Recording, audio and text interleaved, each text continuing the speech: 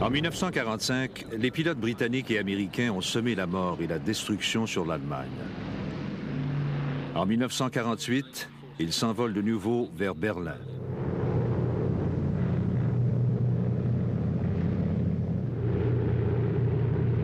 Cette fois-ci, c'est pour maintenir la ville en vie.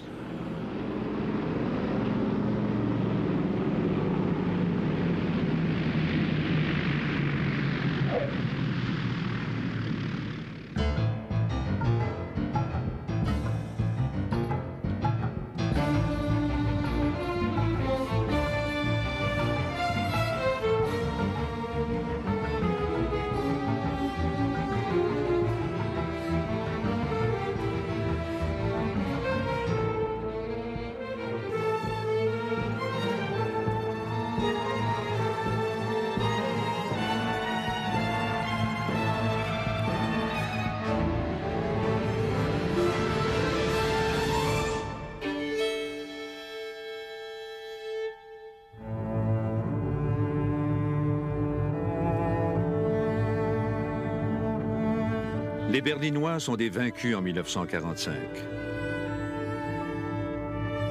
Leur sort repose entre les mains des Russes, des Américains, des Britanniques et des Français, leurs conquérants. L'Allemagne est divisée en 4 zones d'occupation: soviétique, américaine, britannique et française. 3,5 millions de Berlinois vivent dans une ville située à 175 km derrière les lignes russes. Berlin est relié à l'ouest par une autoroute et un chemin de fer qui traversent la zone soviétique. La ville est elle-même divisée en 4 secteurs: soviétique, américain, britannique et français. Я вам рассказывал. Потому что именно в Берлине и в самой Германии Berlin et l'Allemagne étaient les seuls endroits où les deux camps étaient en contact, c'est-à-dire les troupes soviétiques et les troupes des pays alliés.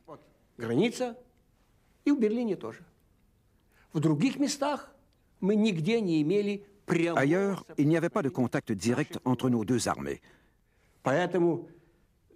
C'est l'une des raisons pour lesquelles Berlin-Est est devenu un champ de bataille de la guerre froide.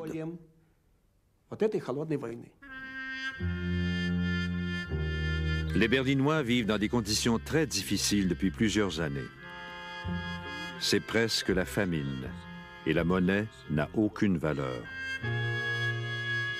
Le marché noir fait loi. On troquait tout. Un non-fumeur qui touchait des cigarettes avec ses cartes de rationnement les prenait avec joie, parce qu'il pouvait les troquer pour quelque chose de plus utile. Naturellement, on l'a tous fait. Les cigarettes étaient notre monnaie. Seul le marché noir nous a maintenus en vie. Le secrétaire au Foreign Office, Ernest Bevin, a un plan pour l'Allemagne. Il n'aime pas les Allemands, mais il croit que le redressement européen dépend d'eux. We have to try and recreate Germany on a democratic basis. Give her a chance to live, at the same time, make sure that the security of the rest of Europe is preserved and that aggression cannot take place again. Les manœuvres militaires soviétiques près de Berlin. En 1948, la lune de miel entre les Alliés est terminée depuis longtemps. Les Soviétiques veulent une Allemagne affaiblie, contrôlée par les 4 puissances. L'Amérique, la Grande-Bretagne et la France planifient en secret un nouvel État allemand dans leur zone d'occupation. Des espions en informent le gouverneur militaire soviétique, le maréchal Sokolovski. Он нас собрал всех и сказал, что прочел нам данные Il nous a tous réunis et il a lu un rapport des services de renseignement. разведки показали, что в Лондоне совершился Le rapport disait qu'une conférence secrète sur l'Allemagne avait eu lieu à Londres. по германскому вопросу. Il a lu tout haut tout ce qui avait été discuté à Londres. В Лондоне. Sir Brian Robertson, le gouverneur militaire britannique, et son vis-à-vis américain, le général Lucius Leigh, doivent mettre en œuvre les plans occidentaux. Le Conseil de contrôle allié se réunit régulièrement à Berlin. D'habitude, comme c'est le cas ici, les procédures se déroulent selon un plan bien établi. Le général américain Clay et ses partenaires occidentaux échangent des informations de routine avec leurs équivalents soviétiques. Mais le 20 mars 1948, Sokolovski va avoir plus de détails. Il parlait avec tact et politesse, et avec beaucoup de retenue. Il a dit, « Pourriez-vous, s'il vous plaît, nous renseigner sur ce qui s'est passé à la réunion à Londres ?» Clay a répondu qu'il n'en ferait rien. Sokolovski a alors demandé à quoi sert un conseil de contrôle s'il ne nous dit pas ce qui s'est passé à Londres et s'il nous cache diverses questions qui concernent l'Allemagne. Avons-nous un conseil de contrôle, oui ou non? Le Russe s'est levé et il était entouré à gauche et à droite par 5 ou 6 d'entre eux. Et ils sont sortis. C'était exceptionnel parce que lorsqu'on mettait fin à la réunion, c'était toujours fait d'une manière professionnelle. Le général a dit à tout le monde de ne pas bouger parce que la réunion n'était pas terminée.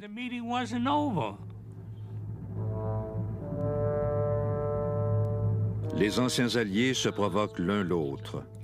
Les Occidentaux n'ont aucune intention de quitter Berlin. Mais ils savent que les Soviétiques veulent qu'ils partent. Ils craignent que Staline ne déclare la guerre pour y parvenir.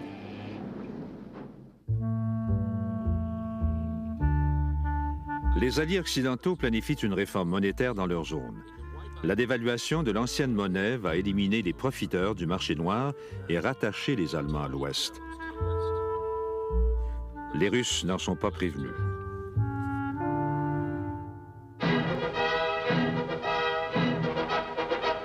Le 1er mai 1948, dans la zone soviétique, Staline fusionne les partis socialistes et communistes.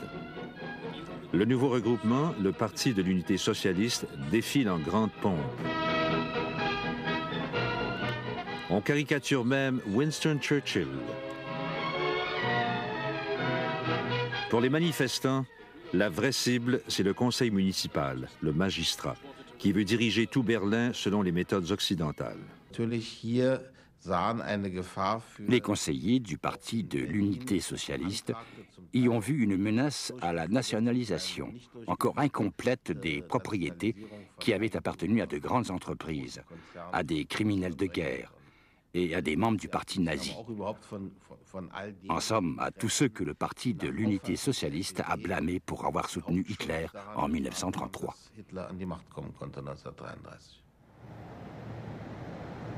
La confrontation est inévitable entre le Parti d'Unité socialiste et ses adversaires favorables à l'Occident, dirigé par Ernst Reuter, dont la famille a déjà été forcée de fuir l'Allemagne d'Hitler. Les Russes opposent leur veto à son élection comme maire de toute la ville de Berlin. Es allen klar wurde, dass der kommunistische Diktaturwille jedes Mittel benutzen wird, seine Macht im Schatten des russischen Imperialismus aufzurichten, da haben wir in Berlin.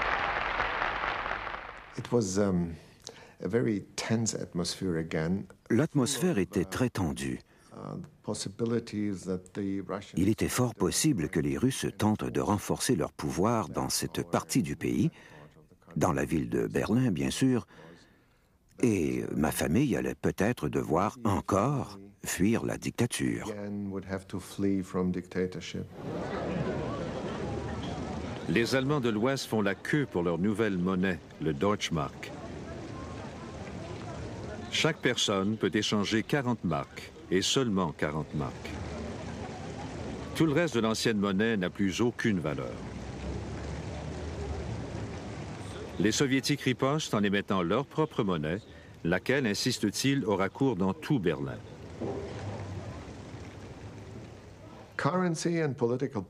La monnaie et le pouvoir politique étaient synonymes à cette époque. Par conséquent, il était très important que ce soit la monnaie occidentale, le Deutschmark, qui soit introduite dans Berlin-Ouest et non la monnaie est-allemande.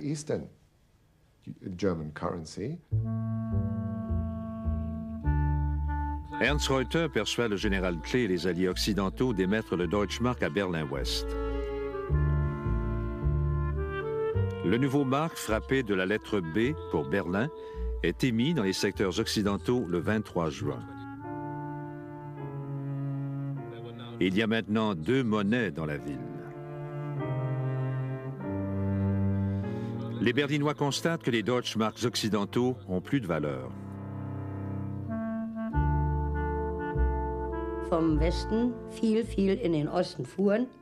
Beaucoup de résidents de l'Ouest allaient fréquemment à l'Est et bien sûr, ils achetaient ce qu'ils pouvaient.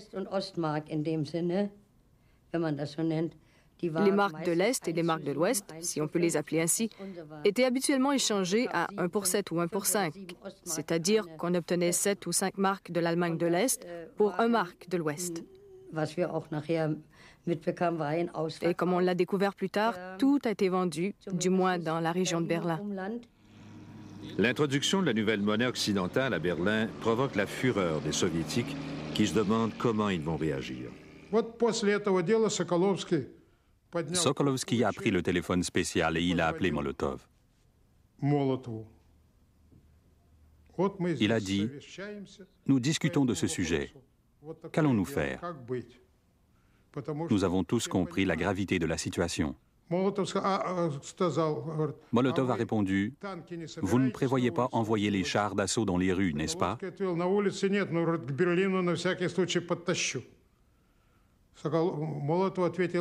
Sokolovsky a dit « Non, pas dans les rues, mais je vais les rapprocher de Berlin. »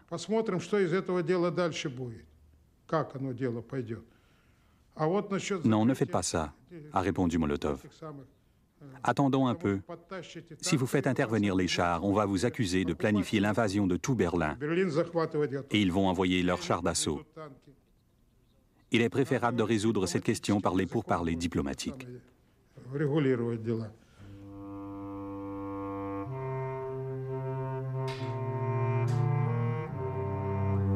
Les Soviétiques bloquent toutes les routes principales, les voies de chemin de fer et les canaux qui relient Berlin-Ouest à l'Allemagne de l'Ouest. Ils ne prennent pas la peine de fermer toutes les routes, mais il est désormais impossible d'effectuer la livraison quotidienne des 12 000 tonnes de nourriture et de charbon fournies par l'Ouest à Berlin.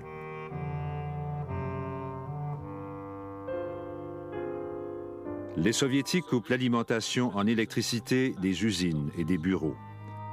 Les Berlinois de l'Ouest ne peuvent rien faire. Leur seule grande centrale électrique a été démontée puis réparée par les Soviétiques en 1945.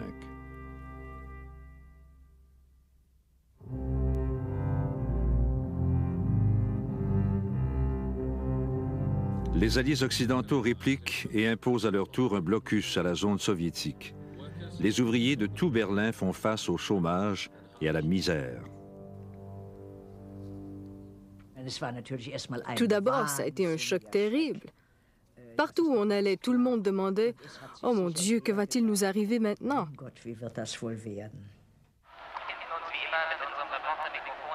L'objectif de Staline est clair.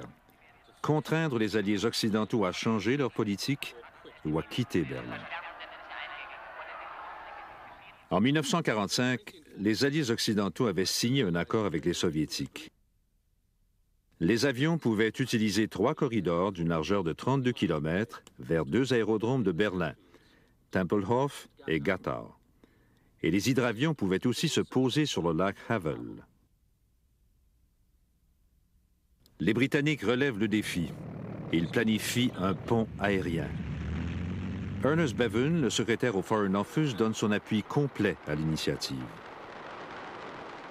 The physical suffering of 2.5 million people in Berlin to try and influence the Allies, the Western powers, in their treatment of the Germans, and to try to force us out is one which we are unable to accept.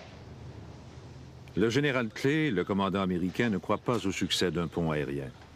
Il veut sonder la détermination des Soviétiques en envoyant un convoi armé à travers le blocus.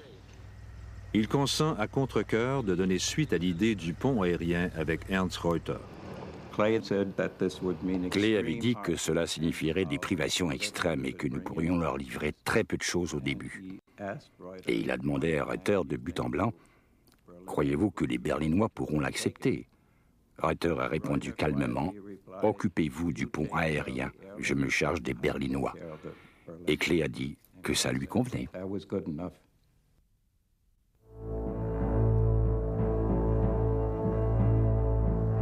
Le pont aérien de Berlin commence à la fin de juin. Les Américains l'appellent Opération Victuals ou Victuailles, les Britanniques Plain Fare. Le pont aérien doit acheminer 2000 tonnes de marchandises par jour. Sinon, les Berlinois de l'Ouest ne peuvent survivre. Il leur reste du charbon pour 45 jours seulement et des vivres pour 36 jours.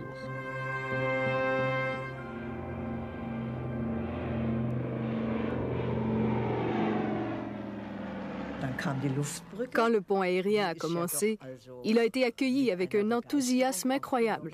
Les gens lui faisaient tellement confiance. C'était vraiment remarquable.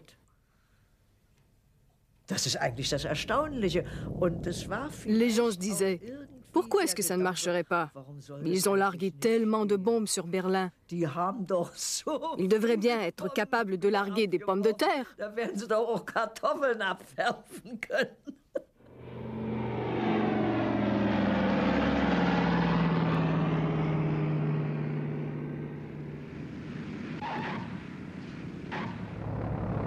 Des milliers de Berlinois trouvent un emploi, un repas chaud quotidien en travaillant pour le pont aérien. Les plus gros avions transportent 9 tonnes de marchandises. Nous pouvions décharger l'avion en 7 minutes environ. C'était 9 petites tonnes de charbon.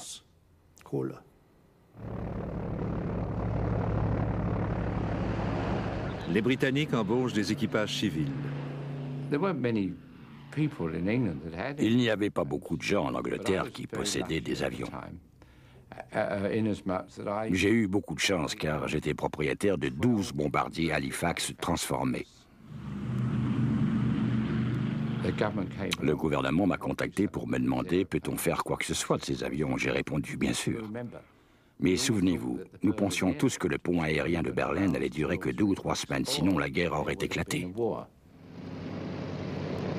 L'Amérique montre les enjeux en envoyant en Angleterre des bombardiers B-29 capables de transporter des bombes atomiques. L'événement fait la manchette. Ces hommes auront la tâche stressante de franchir les obstacles de la météo et l'obstruction des rouges.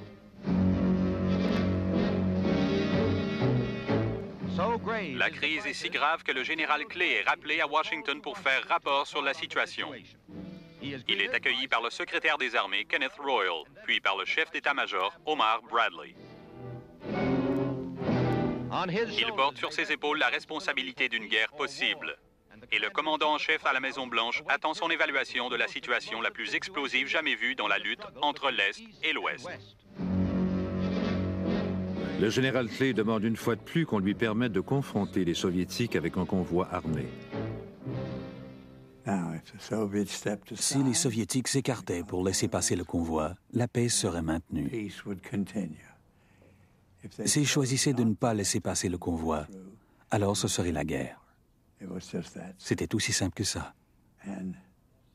Et ce que le président Truman ne voulait surtout pas, c'était de voir notre pays s'engager dans une autre grande guerre. Nous venions juste d'en terminer une. Il n'y a donc pas eu de convoi armé, mais de plus en plus d'avions pour le pont aérien.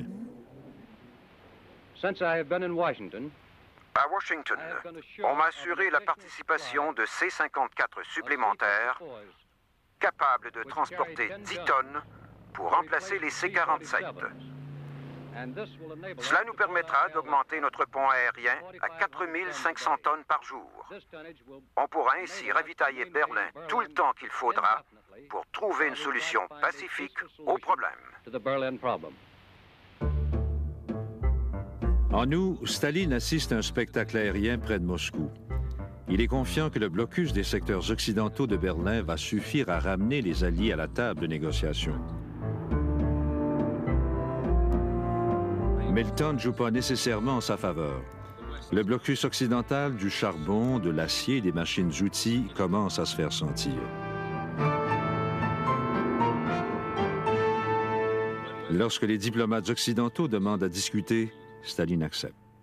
И Сталин был, надо сказать, очень спокойно. Staline était très calme. Il fumait. Il ne marchait pas comme il le faisait habituellement.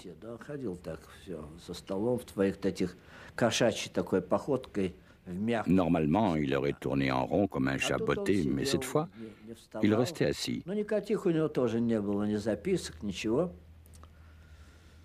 Il n'avait pas de notes près de lui.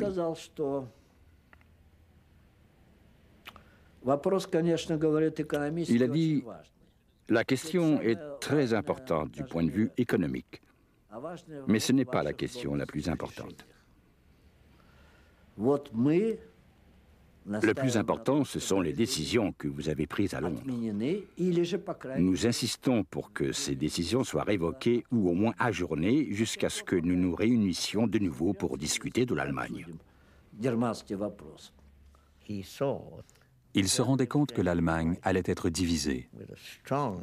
L'Allemagne de l'Ouest, forte, soutenue par l'Amérique et l'Occident, qui couvrait les 3/4 du territoire de l'Allemagne, allait devenir un pays indépendant. Il a voulu empêcher ça. À Berlin, les alliés occidentaux et les soviétiques retournent à la table de négociation. Les Russes exigent le retrait du Deutschmark occidental de Berlin. Ils exercent aussi des pressions à propos des corridors aériens. Il y a eu beaucoup de provocations.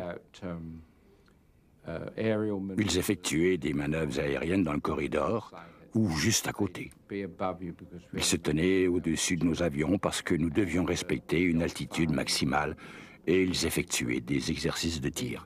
Ils tournaient autour de nous et ainsi de suite.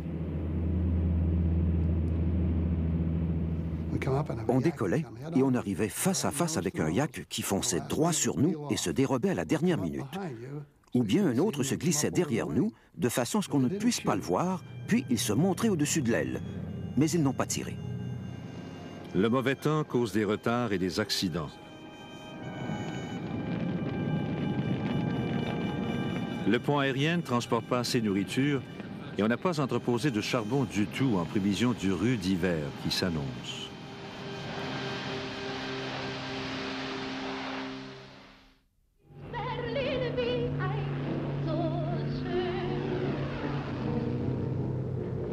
Les Berlinois savent qu'ils vivent sur la corde raide. L'alimentation en électricité ne fonctionne que 4 heures par jour.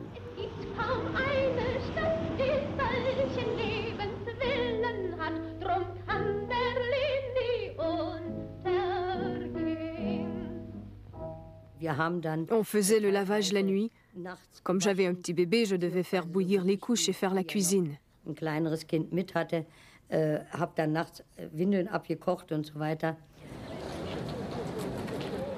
Si on n'avait pas de fer électrique, on devait aller chez une voisine pour repasser ensemble. C'est toujours pareil quand les temps sont durs. Les gens se serrent les coudes pour passer à travers toutes les épreuves. Le blocus soviétique n'empêche pas les Berlinois de l'Ouest de circuler librement à l'intérieur de la ville. Le secteur de l'Est, derrière la porte de Brandebourg, peut être très attrayant. J'ai souvent traversé à Berlin-Est. Si on voulait sortir, il fallait aller dans le secteur de l'Est. Il y avait des salles de danse, de la musique, l'éclairage électrique. Les pièces étaient chauffées et on y retrouvait les conditions de vie normales en temps de paix.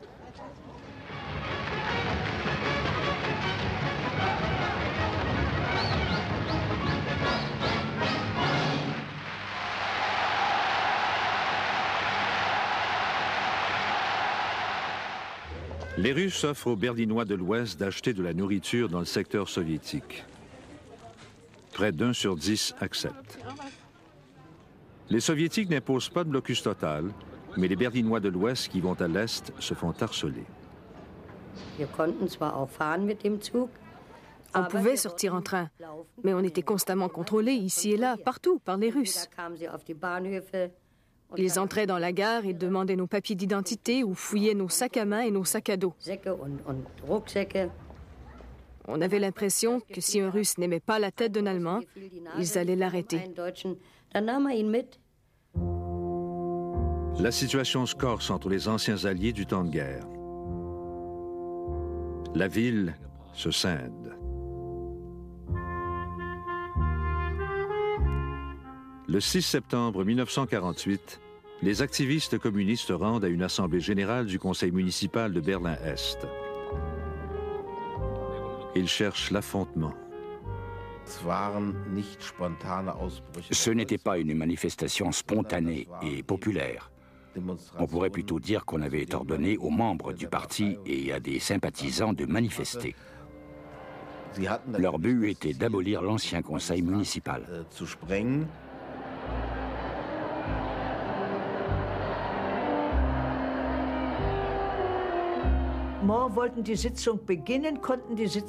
On voulait entreprendre la séance. Mais le président de la Chambre, M. Zur, n'a jamais pu y arriver parce que les bandes de communistes avaient décidé d'investir les lieux. La nouvelle s'est répandue. On s'est passé le mot. On ne pouvait pas travailler là. Certaines personnes avaient déjà été battues. Il nous a donc fallu partir.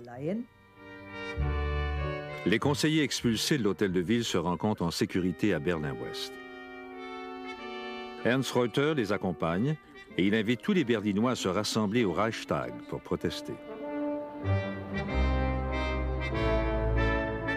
La RIAS, la radio du secteur américain, a diffusé la nouvelle. En raison du manque d'électricité, on utilisait des véhicules équipés de haut-parleurs pour diffuser les nouvelles dans la rue plusieurs fois par jour. Nous avons demandé à un bon acteur d'enregistrer ce message. Berliner und Berlinerin, Ihr Stadt ist in Gefahr. Votre ville est en danger. Les gens sont venus, par centaines de milliers.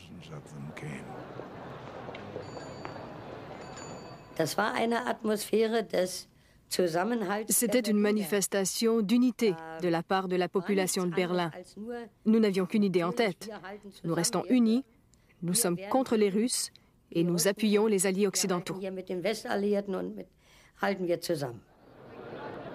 Près de 300 000 Berlinois, dont un grand nombre de l'Est, se rassemblent au Reichstag.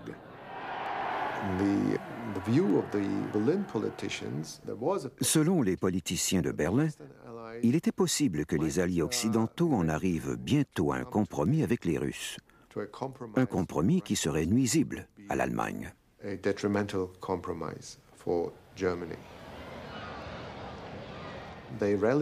Ils se sont rendus à cette réunion pour montrer que les Berlinois étaient décidés à se battre pour leur liberté et la démocratie.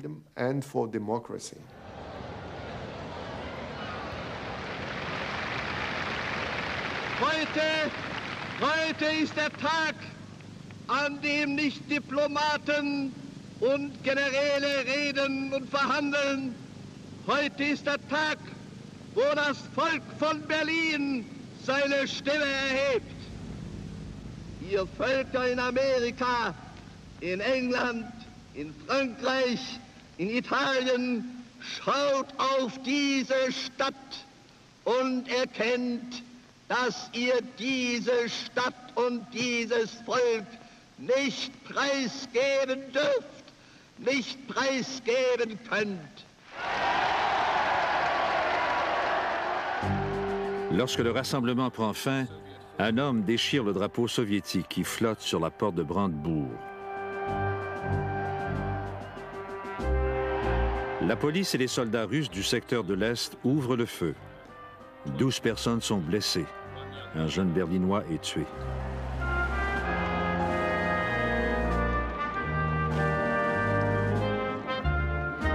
Et la journée n'est pas encore terminée. Une délégation se rend au Conseil de contrôle des Alliés que l'on soupçonne de négocier avec Staline le retrait du Deutschmark occidental de Berlin. Les Alliés comprennent le message. Le Deutschmark reste. Rhine-Main Field was busier than ever this week as airlift traffic was suddenly bolstered by fresh squadrons.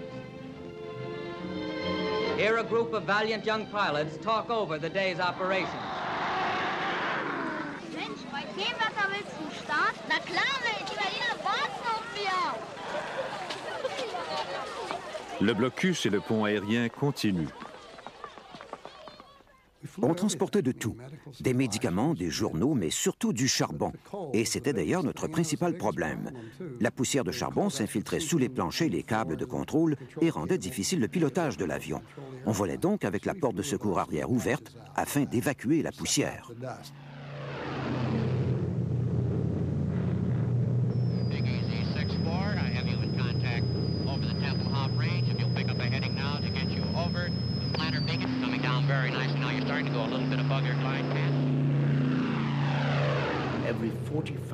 Toutes les 45 secondes, des avions de l'Ouest survolaient Kleinmachnow, puis l'académie du parti avant d'atterrir à Tempelhof.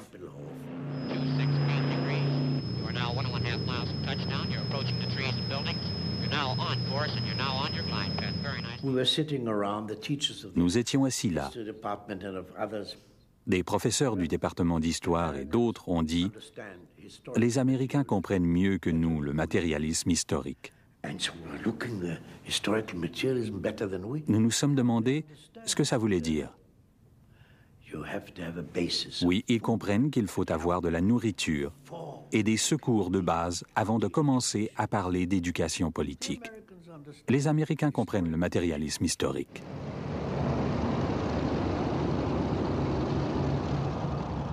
Les pilotes du pont aérien effectuent jusqu'à 3 missions par jour. Un pilote américain emporte sa propre caméra 8 mm. Je suis retourné à Berlin pour prendre ces images de ce côté-ci des barbelés. Des enfants sont venus de l'autre côté des barbelés et m'ont vu en uniforme. Ils se sont rapprochés et ont commencé à me parler. « Combien avez-vous de sacs de farine? Combien y en aura-t-il demain? » Ils ont changé de sujet très rapidement pour discuter de liberté. Ils ont dit, « Écoutez, un jour, nous aurons assez à manger. Donnez-nous seulement un peu de liberté. Ne nous abandonnez pas quand ça ira mal. Nous en aurons assez, mais si nous perdons notre liberté, nous pourrions ne jamais la retrouver. » Et ces enfants étaient âgés de seulement 8 à 14 ans. Ils m'ont épaté par leur maturité et leur compréhension de ce qui était important. Halvorsen promet aux enfants qu'il va revenir avec du chewing-gum et du chocolat, qu'il va larguer avec de petits parachutes. C'est incroyable de voir tout ce qu'ils pouvaient transporter dans leurs avions. Je me souviens encore que mon fils cadet était là, quand les soldats américains ont largué des petits parachutes avec des friandises, de la gomme à mâcher et du chocolat.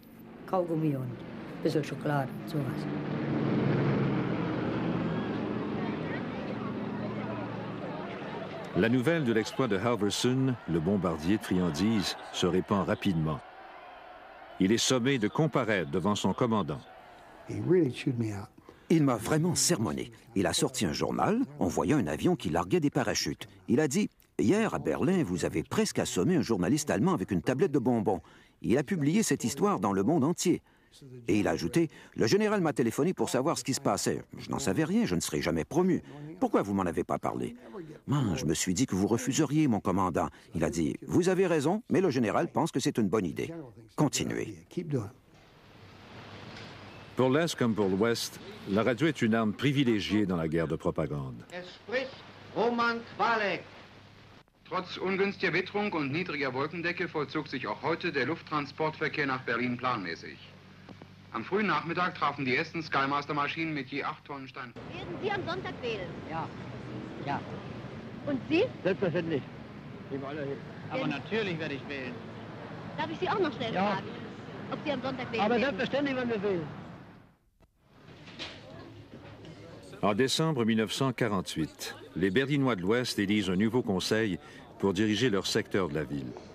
Le Parti de l'Unité socialiste, qui a dominé l'ancien conseil dans le secteur soviétique, boycotte les élections. En ce moment, nous sommes une ville divisée. On n'y peut rien. Notre survie dépend maintenant du développement de liens extrêmement forts avec l'Allemagne de l'Ouest.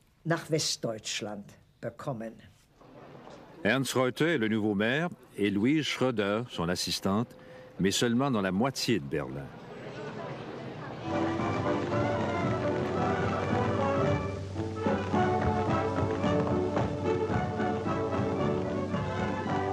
Pour la garnison américaine à Berlin et le général Clay, la fête de Noël est soulignée par la venue de Bob Hope et du grand compositeur populaire Irving Berlin. No, you've got the name wrong. It's Irving Jones. Irving Jones? Yes, I changed it. Anything over here named Berlin, they cut up into sectors.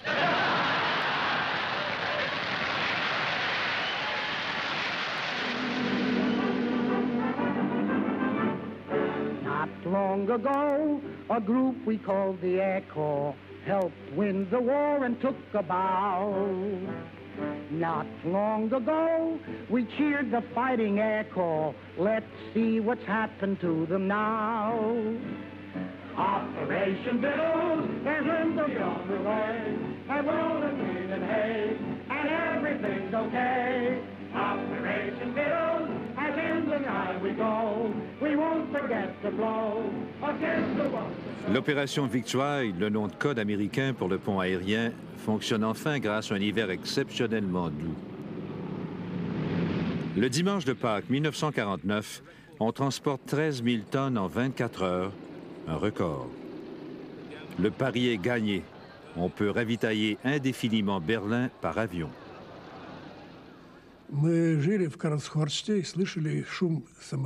Nous habitions Karlshorst et nous pouvions entendre le bruit des avions qui apportaient de tout, dont du chocolat et des cadeaux de Noël.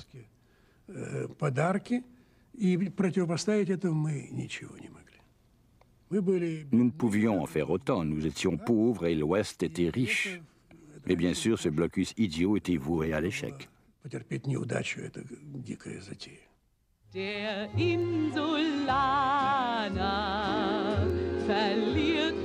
Les Soviétiques n'ont pas réussi à chasser de Berlin les Britanniques, les Américains et les Français. Les mesures alliées visant à contrer le blocus nuisent à la zone soviétique. Le 12 mai 1949, Staline laisse tomber le blocus. À l'approche de minuit, la tension monte au poste de contrôle britannique. Habitués à la vieille coutume des Russes de changer d'idée quand ça fait leur affaire, les fantassins chevronnés sont un peu déroutés par cette nouvelle atmosphère de coopération. Sur le coup de minuit, la barrière se lève et une Jeep britannique ouvre la voie dans Berlin.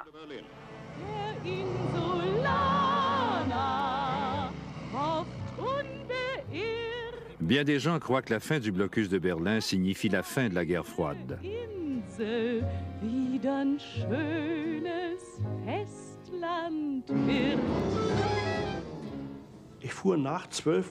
Je suis rentré chez moi après minuit en empruntant l'autoroute de Herzkreuz à Neukölln. Quand nous avons traversé la frontière entre les deux secteurs, tout était illuminé. C'était comme dans un rêve. Une joie immense, rien d'autre. Nous avions réussi. Ça fonctionne avec l'Ouest. C'était tellement important. L'Ouest avait gagné.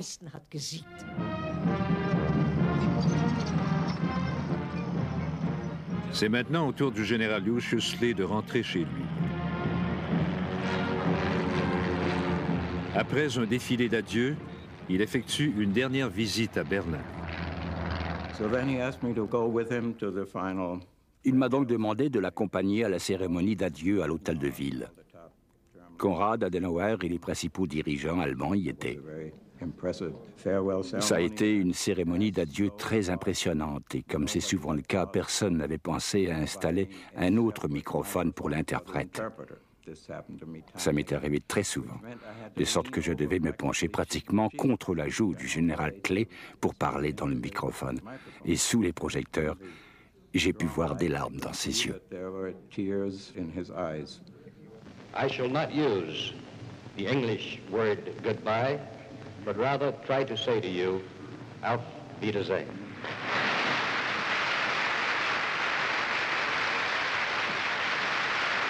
Le jour même où le général Clay prononce les mots Auf Wiedersehen, le chef de la future République de l'Allemagne de l'Ouest, Konrad Adenauer, s'adresse aux Berlinois. Und erfüllt von tiefer Dankbarkeit für euren Kampf, für euer Leid, für eure Geduld, die jetzt zum Siege geführt hat.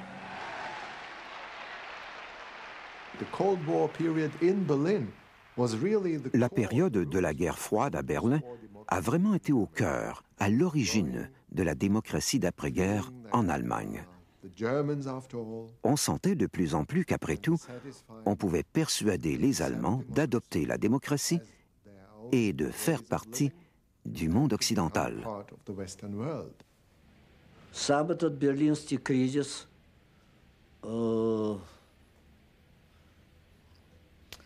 привел, конечно, À bien y penser, la crise de Berlin a mené à la division de l'Europe. кончился тем, что Европа оказалась расколотой. Le gouvernement de l'Allemagne de l'Ouest a été créé et 2 semaines plus tard, de notre côté, la République démocratique allemande a vu le jour. Через 2 недели и в ГДР, да? Cette division s'est étendue à toute l'Allemagne. En avril 1949, le rêve du secrétaire au Foreign Office Ernest Bevin d'une alliance stratégique entre l'Europe de l'Ouest et l'Amérique du Nord se concrétise avec la signature du traité de l'Atlantique Nord, l'OTAN. La principale réussite du pont aérien de Berlin, c'est d'abord d'avoir persuadé bien des gens effrayés dans toute l'Europe qu'ils devaient se joindre à l'Alliance Atlantique. Cette idée procure un sentiment généralisé de sécurité, malgré la présence des forces russes beaucoup plus importantes juste à nos portes.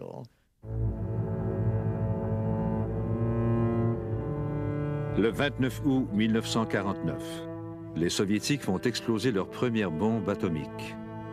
C'est la fin du monopole nucléaire américain. Le monde est maintenant divisé au centre par 2 superpuissances concurrentes. En plein cœur, il reste une Allemagne divisée et Berlin aussi divisé.